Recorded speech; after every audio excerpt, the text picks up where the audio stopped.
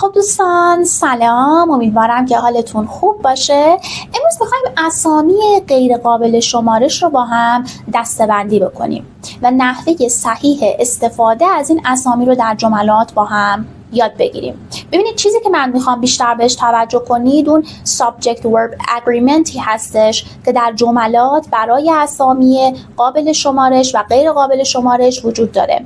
اینکه شما بدونید از چه فعلهایی برای هر کدوم از این اسامی باید استفاده بکنید و چجوری با این اسامی بخواید جمله بسازید.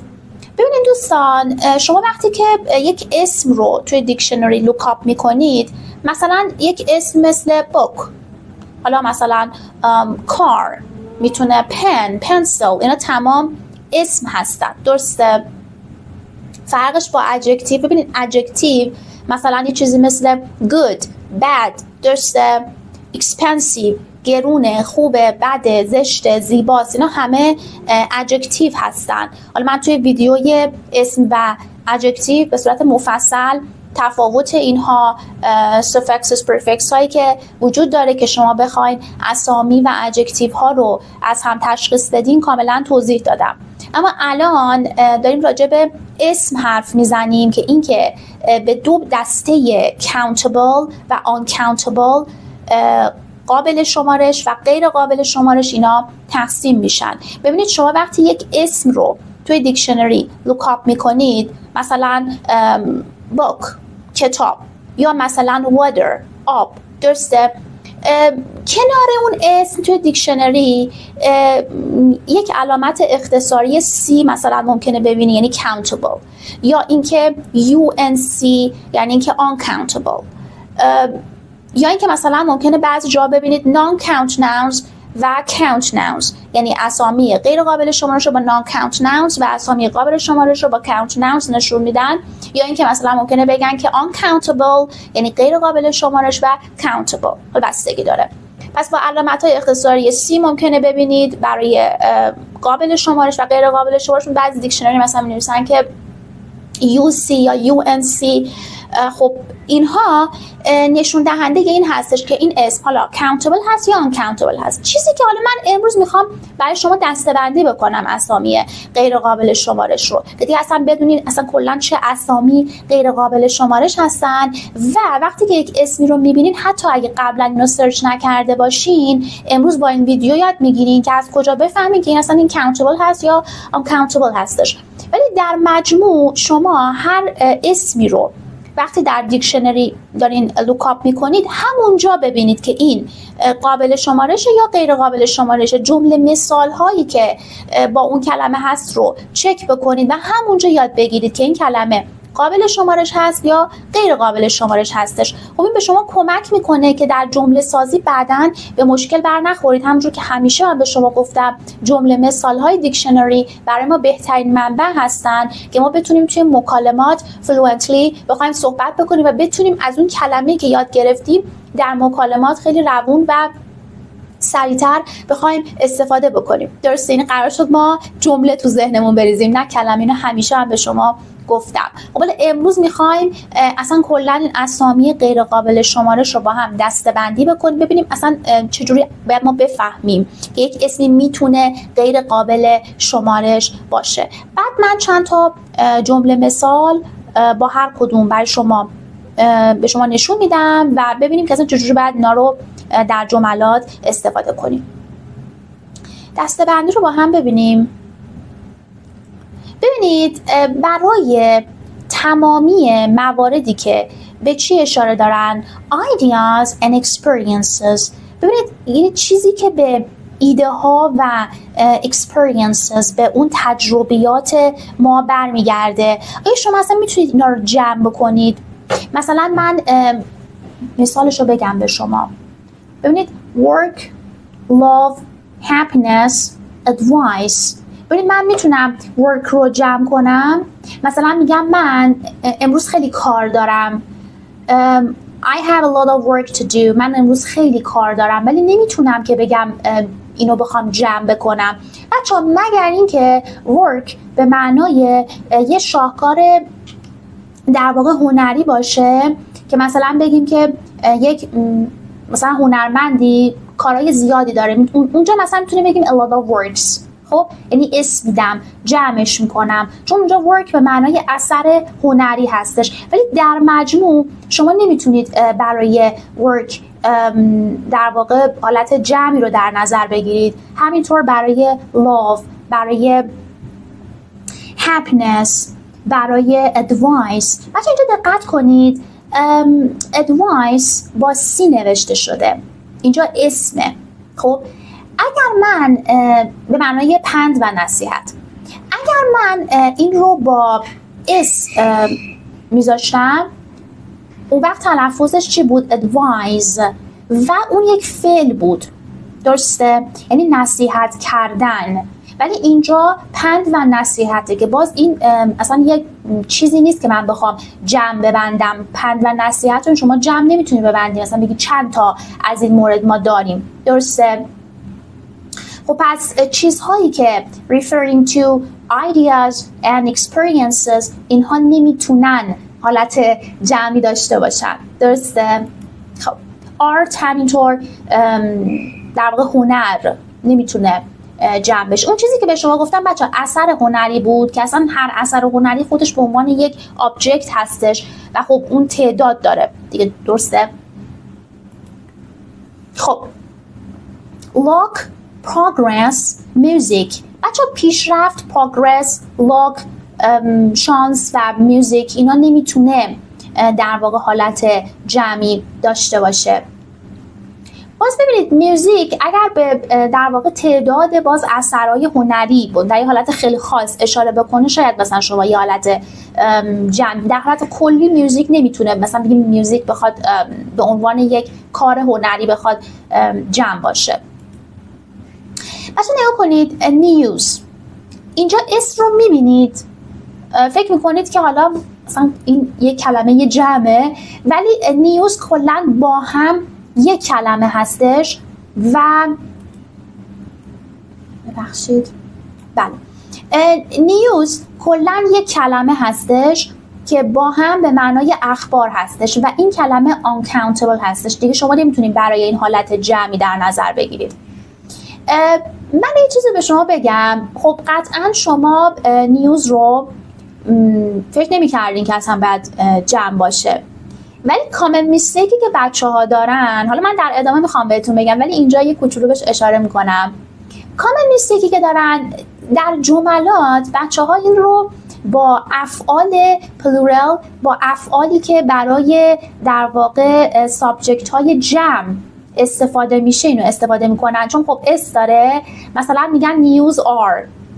خب اما بچه ها اسامی غیر قابل شمارش همیشه با ایز استفاده میشن، ایز یا واز، درسته؟ یعنی هیچ وقت شما اسم غیر قابل شمارش رو uncountable nouns ها رو شما هیچ وقت نمیتونید با فعل های پلورال استفاده بکنید، درسته؟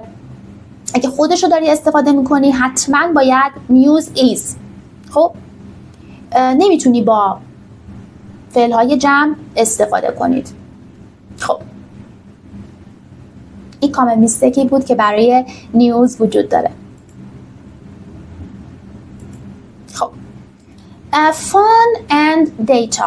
ببین دیتا یا information، اطلاعات، حالا کلماتی از این قبیل، خودشون already جمع هستن و در واقع این کلمه جمع هستش. باز هم کامن میستیکی که بچه ها دارن این رو با افعال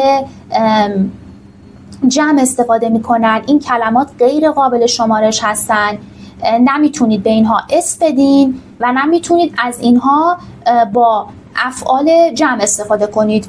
اینا رو بهش دقت کنید بچه ها. بعضی جاها ممکنه دیتا رو با اسم ببینید، بعضی جاها ممکنه دیتا رو به صورت جمع ببینید. در مجموع جزء دسته اسامی غیر قابل شمارش هستش، اینو بهتون بگم، ولی خب بعضی جاها ممکنه ببینید.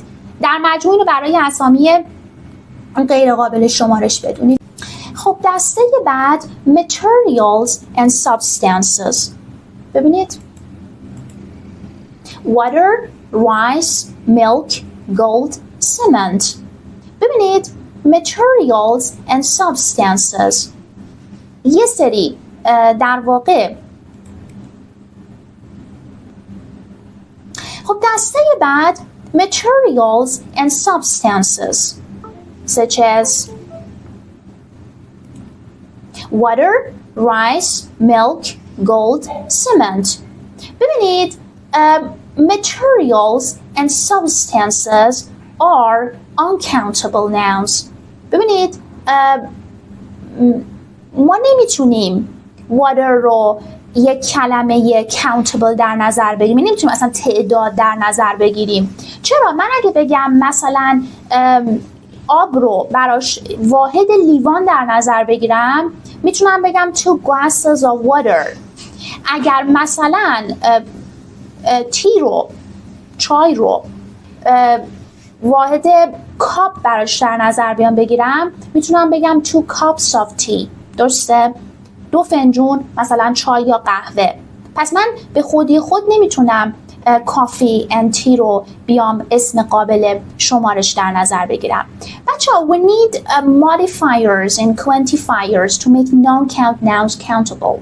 ما به یه سری ظرف ها، modifiers ها، quantifiers ها نیاز داریم که اسامی غیر قابل شمارش رو قابل شمارش کنیم. مثلا میتونیم از بگ استفاده کنیم، باکس استفاده کنیم، گلاس استفاده کنیم، کاپ استفاده کنیم. یه چیزی هستش که من اون رو بیام بشمارم، اون اسم قابل شمارش مثلا اون بگ، کیسه، پاکت و این چیزها رو در نظر میگیرم و خب اسامی غیر قابل شمارش رو براش ظرف در نظر میگیرم و با اونا مثلا میشمارم. درسته؟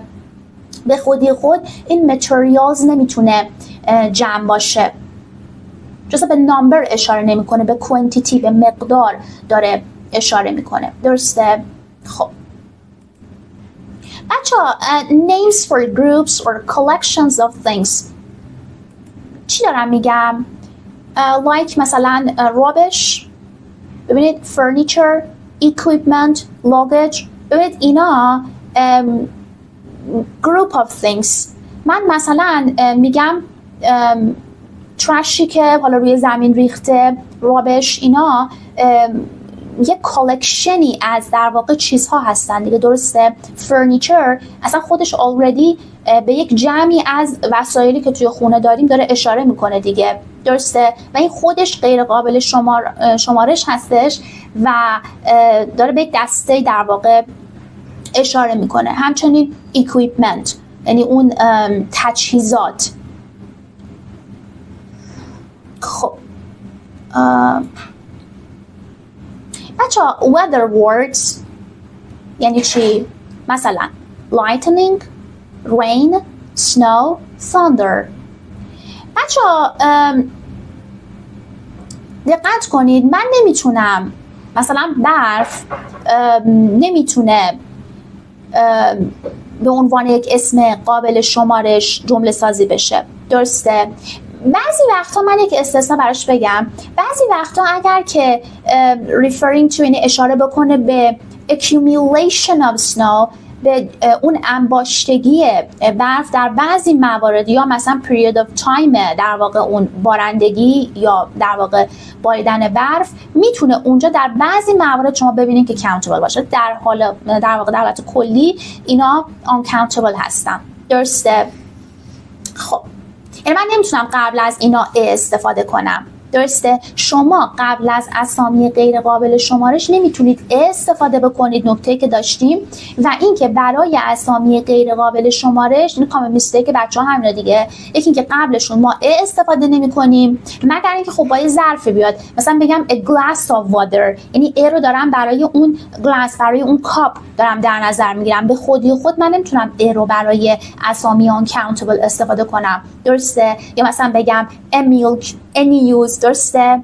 خب همچنین این اسامی نمیتونن با افعال پلورال بیان، با آر و ور نمیتونن استفاده بشه. این هم باز کامن میستیک های کلی بچه ها هستش. خب چی شد؟ بله یه سری ببخشید من اسلایدم قاطی شد. Other common uncountable nouns such as literature ادبیات، soil، travel، accommodation. اینجا هم باز accommodation مثل فرنیچر به یک کالکشنی اشاره میکرد. homework، بچه homework مثل work میمونه. I have a lot of work. Yeah, I have a lot of work. I have a lot of homework to do. نمیتونم بیام بدم و بگم مثلا I have a homework مثلا، درسته؟ or I have a lot of homeworks مثلا. میدونید این نمیتونه اینجوری استفاده بشه. traffic، baggage، money مثل water. ببینید اینا در واقع uncountable هستن. و dust، permission، knowledge. بچه knowledge مثل information میمونه. اون دسته اطلاعاتیه که شما دارید، دانش شما هستش و این خب نمیتونه جمع بشه. research، بچه research به خودی خود این یک کلمه uncountable هست. یه جاهایی مثلا ممکنه جمع ببینید، اونجاها به در واقع تعداد مقالات ممکنه اشاره کنه. اگه یه جای دیدین به این ترتیب هست. در حالت کلی ریسرچ اگر داره استفاده میشه به معنای در واقع تحقیق کردن، نالج، اطلاعات، اینا همه uncountable هستن. خب یه کامن میستیک با هم ببینیم. مثلا اینجا I don't have enough information. ببینید اینجا استفاده کرده information که خودش در واقع uncountable هستش رو میبینید که با حالت جمع استفاده کرده و خب این دیدیم که گفتیم که غلط هستش.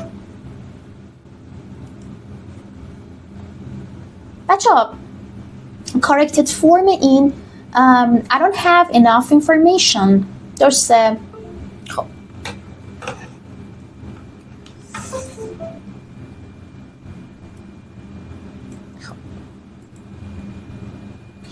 ببینید اینجا من نمیتونم ا یا ان رو قبل از اسامی uncountable استفاده بکنم. That's an interesting information. نمیتونه این بچه اینجا هم به شما بگم interesting یک adjective هستش برای اسم information. خب این آرتیکل ان رو شما دارین میبینید برای در واقع به خاطر خب interesting هستش، درسته؟ البته خب اینجا information هم با حروف صدادار هستش، ولی در مجموع میخوام بگم که چه ا داشته باشیم چه ان داشته باشیم نمیتونه برای اسامی غیر قابل شمارش استفاده بشه. خب این میخواستم بگم که وقتی که ما کامبینیشنی از ادجکتیو ها و اسامی رو داریم، درسته، A یا N رو که میبینید داره به اسم ما ریفر میکنه، داره به اسم ما اشاره میکنه، درسته. اگر خب اسم ما یک اسمی باشه که نیازی نداشته باشه به آرتیکل A یا N، اصلا کلا حذف میشه دیگه، درسته، چه ادجکتیو باشه چه نباشه. یعنی میخواستم اینو به شما بگم. خب پس بعد چی باشه؟ چه corrected form رو ببینید. That's interesting information. چه آرتیکلی ما اینجا نداریم. Interesting information. Yeah? خب ببینید این همون چیزی بود که بهش اشاره کردیم. The news are، ببینید are being broadcast by all major TV stations. ببینید اینجا ما از فعل are استفاده کردیم که غلط هستش. corrected form این is هستش، درسته. خب بچه جمله هم جمله پسیوه، is being broadcast، درسته. این جمله پسیو هستش که به حالت پروگرسیو هستش، به حالت در واقع استمراری پسیو هستش، این در حال حاضر is being broadcast، درسته. خب بچه ها استفاده از some برای اسامی رو میخوایم با هم کار بکنیم. ببینید دقت کنید اینجا اصلا کلا میخوام یه چیزی رو با هم بررسی کنیم که آیا ما از some برای اسامی قابل شمارش میتونیم استفاده کنیم یا غیر قابل شمارش.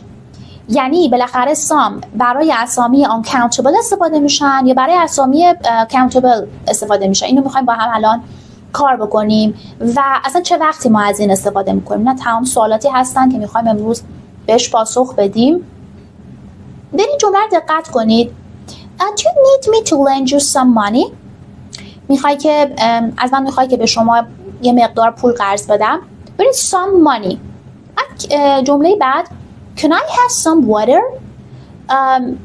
ببینید من some رو برای money و water به عنوان اسامی غیر قابل شمارش استفاده کردم.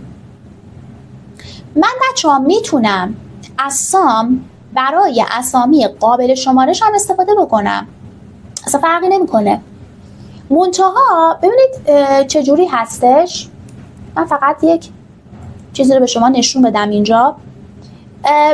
ببینید some of the books, some of the waters. حالا اینجا من مدل استفادهش فرق میکنه چون اینجا میخواستم به شما subject verb agreement رو نشون بدم. حالا برگردیم به اسلاید قبلی با همین شکلی که من اینجا نوشتم some water, some money. خب شما اگر اینجا اسم قابل شمارش داشتید باید اون رو به فرم plural، به فرم جمع استفاده میکردید. یعنی some is used for singular uncountable nouns and plural countable nouns. من مثلا میتونم بگم some books. درسته؟ Will you lend me your books? Will you lend me some books? خب یعنی که اگه میخواستم مثلا some رو برای books استفاده بکنم بعد میگم some books نمیگم some book. ولی برای money and water اصلا کلا اسامی غیر قابل شمارش گفتیم که اصلا به هیچ عنوان اینا اس جمع رو نمیگیرن. پس من میتونم some رو برای اسامی قابل شمارش به شکل جمع و برای اسامی غیر قابل شمارش به فرم در واقع سینگولر استفاده بکنم. اصلا کلا بچه‌ها some کی استفاده میشه؟ حالا برای هر دو استفاده میشه ولی کلا کی استفاده میشه؟ بچه‌ها ببینید کلا using some implies a limited quantity where the quantity isn't specified. یعنی من الان برای من فرقی نمیکنه اون limited quantity که داره بهش اشاره میکنه some به یک مقدار در واقع محدود، حالا یک چیزی داره اشاره میکنه و اصلا it is not that important. اصلا مهم نیست که به چه مقداری داره اشاره میکنه. یه مقدار از یک چیز رو فقط میخواد به ما بگه که اون میتونه حالا چه غیر قابل شمارش باشه چه قابل شمارش باشه فرقی نمیکنه. فقط به لحاظ گرامری به شما گفتم که چه تفاوتی داره. حالا بحث ما الان بحث subject verb agreement هستش که الان توی این سلاید میخوایم با هم ببینیم. ببینید some of the waters are still angry. الان من some رو با اسامی غیر قابل اسامی قابل شمارشی مثل waters و books استفاده کردم چون اینا قابل شمارش هستن و به یک مقداری از این بوکس کتاب ها، حالا یه مقدار از این کتاب ها رو دارم میگم، باز هم اینا جمع هستن، میگم are missing. درسته؟ ولی some of the water is gone. هنوز من حالا یک مقدار از آب رو دارم در نظر میگیرم، باز هم آب خب غیر قابل شمارش هستش دیگه و باید با فعل های singular استفاده بشه.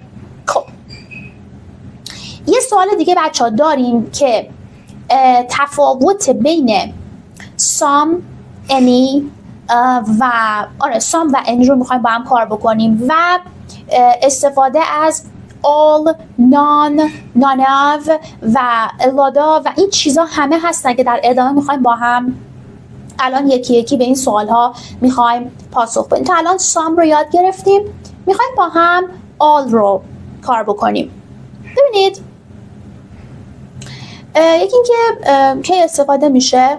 خب من میگم all of the cookies، این تمام یک چیزی رو دارم من در نظر میگیرم، به جای اینکه بگم some of یعنی یک مقدارش رو تمام اون رو دارم در نظر میگیرم. یکی از این. بعد اینکه آیا برای اسامی قابل شمارش هست یا غیر قابل شمارش؟ خب هر دو. باز هم اگر چند تا چیز قابل شمارش داریم میگیم all of the books، all of the cookies.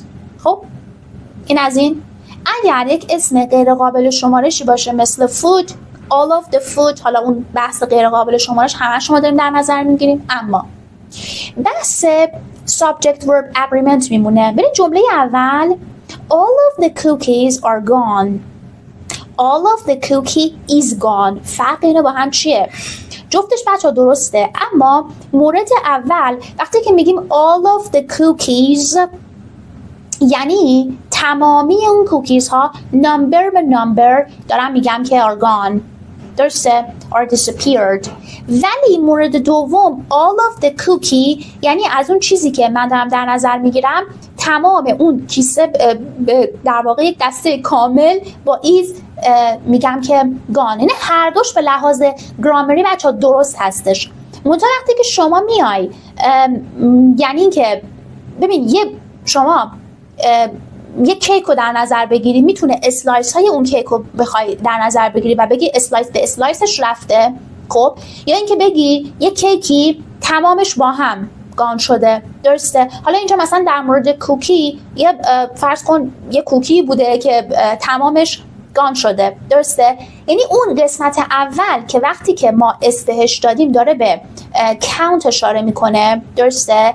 It refers to count to numbers but ببینید از قسمت دوم داره به چه اشاره میکنه؟ به quantity داره اشاره میکنه، داره میگه تمام اون کیک تمام اون کوکی با هم در واقع داره میگه که is gone. پس اگه من یک اسم در واقع قابل شمارشی رو داشته باشم بهش اسم بدم، به تعداد اونها دارم اشاره میکنم، همون اسم قابل شمارش رو اگر بهش اسم ندم و فعل سینگولر بیارم دارم به کل اون داستان به عنوان کوانتیتی یعنی به عنوان یک در واقع یک مقدار از یک چیزی دارم اشاره میکنم که به لحاظ گرامری میبینید که با هم فرق میکنه. all of the food برای اسامی غیر قابل شمارش اصلا هیچ شمارشی ما در نظر نمیگیریم. all of the food was prepared، درسته؟ خب اینم از این تفاوتش رو با هم دیدیم. پس اینه که ما با all of میتونیم تمام یک چیزی رو خب نشون بدیم. بچه a lot of در واقع اینجا باز به همین ترتیب شما مورد اول برای پای یک کیک میبینید که تمام اون رو یک جا در نظر میگیرید، اسم بهش ندادی، جمعش هم نکردی، میگی has disappeared. ولی مورد دوم برای چند تا پای all of the pies have disappeared. ببینید اینجا ما subject verb agreement رو رعایت کردیم، درسته؟ یا اصلا شما میتونید a lot of رو بگی a lot، یعنی اینکه دیگه اینجا آف نداره که به یک کلمه دیگه اشاره کنه، درسته؟ a lot has been said about it. a lot یه کلی چیز، حالا اصلا من نمیگم چه چیزی که بخوام آف استفاده کنم و اسم اون کلمه رو بخوام بیارم، میتونی بگی a lot. خب بچه اینجا ببینید $10 is a high price to pay. $10 were scattered on the floor. ببینید من جمله اول میگم $10 کلن زیاده، کل این اصلا داستان $10 این کانسپت $10 خیلی هزینه زیادیه، درسته؟ ولی قسمت بعد it refers to count، ببین تو numbers داره اشاره میکنه که پخش شده روی در واقع روی سطح حالا یه چیزی تیبل یا هر چیزی پخش شده، این داره به دونه دونه اون در واقع مقدار پول اشاره میکنه، پس داره به نامبر اشاره میکنه که ور رو استفاده کرده.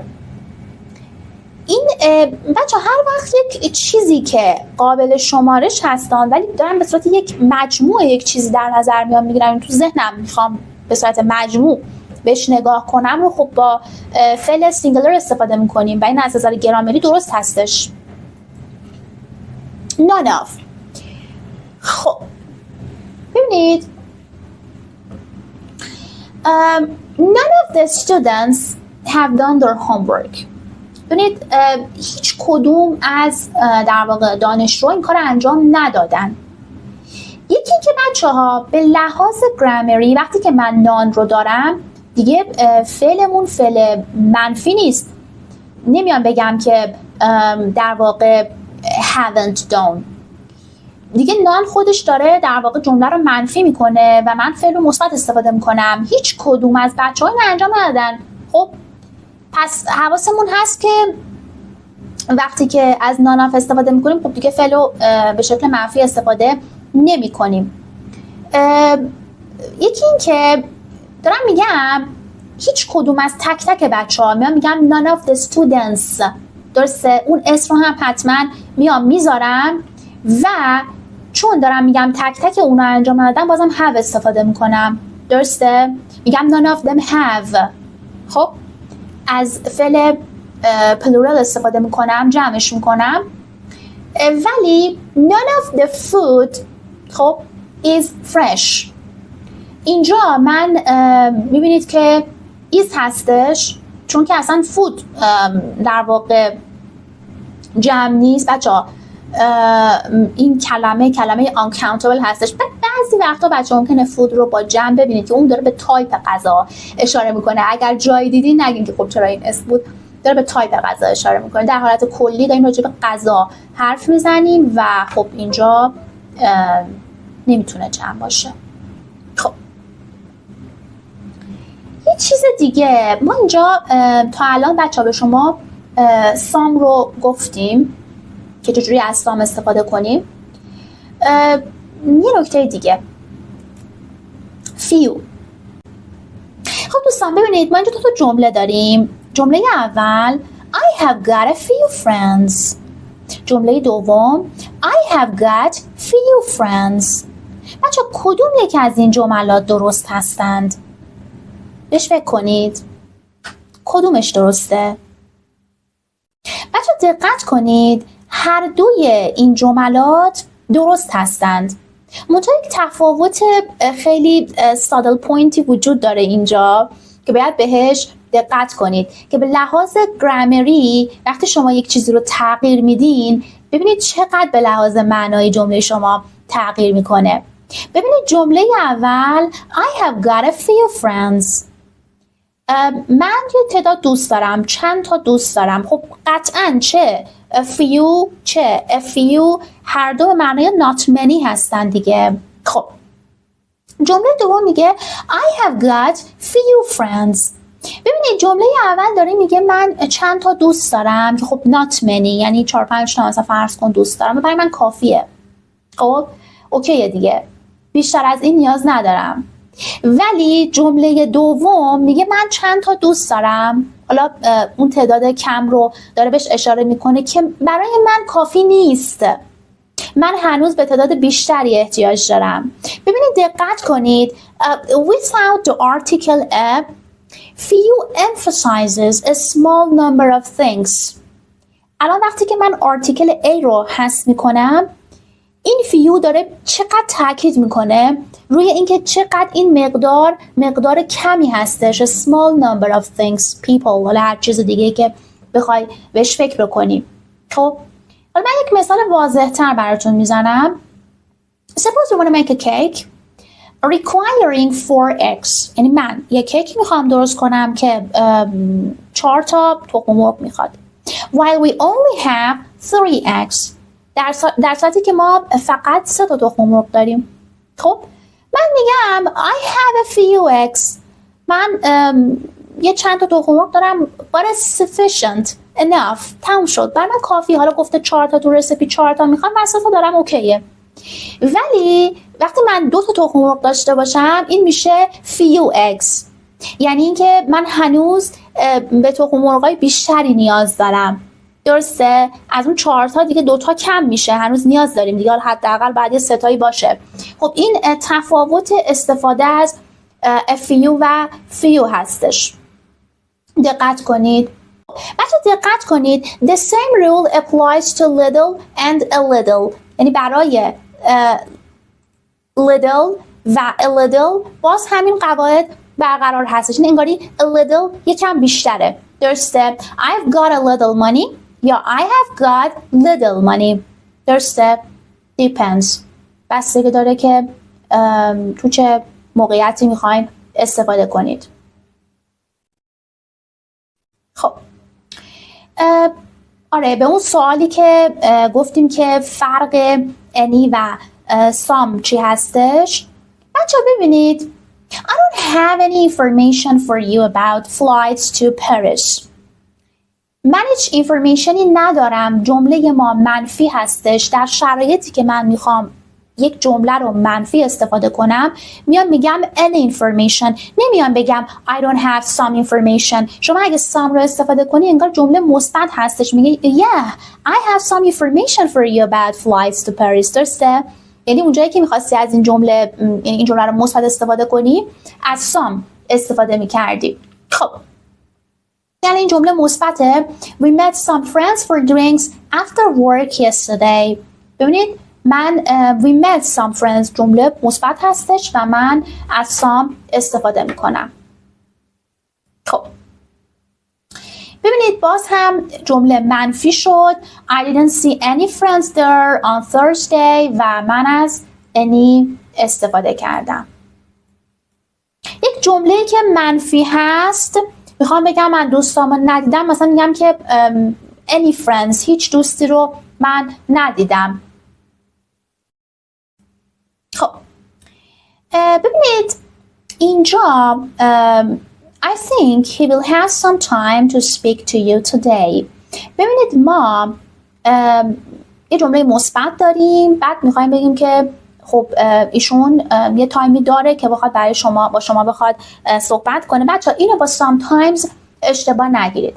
بچه sometimes اصلا adverb هستش، جزء frequency adverbs ها هستش. خب و شما اون رو مثلا never, always, usually استفاده میکنین. برین اون ویدیوی adverbs ها رو چک بکنید، اونجا من sometimes رو کامل توضیح دادم. اینجا مثلا میگه من تایمی، اون شخص تایمی داره که بخواد در واقع to speak to you، بخواد با شما صحبت کنه. جمله بعدش رو I don't think he will have any time to speak to you today. هیچ تایمی نداره. جمله منفیه و با any استفاده میشه. بچه ببینید برای جملات سوالی از any برای تاکید بیشتر استفاده میکنیم. مثلا فرض کنم میخوام بپرسم که این اطراف بانک وجود داره، بعد میگم که is there any bank around here، یعنی که هیچ بانک این اطراف وجود داره.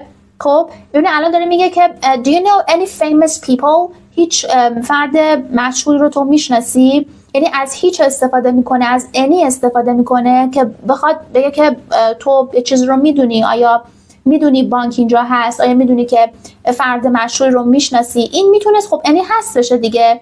مثلا بگیم که do you know famous people، خب این any رو داریم استفاده میکنیم که در واقع این جمله سوالی برای تاکید بیشتر هستش. هر وقت سوالی دارید از any استفاده بکنید و بعد سوالتون رو بپرسید، حالا راجع به هر چیزی که هستش. Do you have any children؟ درسته؟ یه چیزی رو که میخوای بپرسی با any هستش.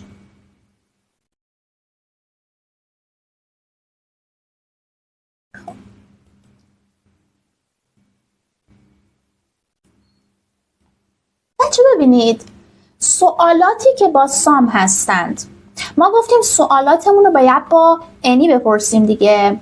خب ولی چرا اینجا سوال با some هستش؟ ببینید هر وقت شما یک درخواستی دارید، یک تعارفی هستش، یک آفری هستش، این رو با some میپرسید. Would you like some coffee؟ میخوای یه درخواستی در واقع از یه نفر داشته باشید، دعوتش بکنید، از some استفاده میکنید. Do you want some sugar for your coffee؟ خب این آفر شما هستش که با some استفاده میشه. خب Could I have some salt please؟ Could I have some salt please؟ اینجا بچه ها من یک درخواستی دارم، اون رو با some میپرسم. Can I have some fries with that؟